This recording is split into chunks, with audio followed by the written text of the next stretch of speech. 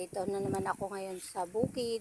Nagluluto ako ng gulay, talbos ng kanggus na may salay, tanglad. Rekado natin ay tanglad lang. Ginataang talbos ng kanggus. Ayan.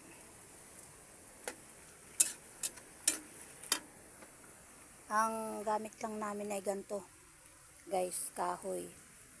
Libreng gatong. Ayan o. Pag nandito ka sa bukid, ganito lang.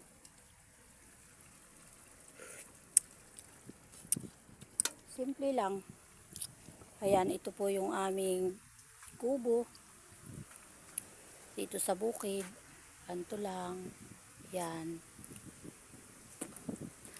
At yun naman yung aking munting halamanan. Ayan. Tayo nagtatanim ng kanggus at saka kamuting bagin. Ayan guys. Ito mga kabukid. Meron akong tanim na sitaw. Ayan, di pa tumutubo. May patola. Ang kanyang kapangan. Tapos meron akong kalabasa. May ampalaya, okra, ayan. Tapos ito yung ating tanim na ampalaya. Malalaki na. Medyo malalaki na siya. Tsaka pipino. Ayan. Mga pipino yan.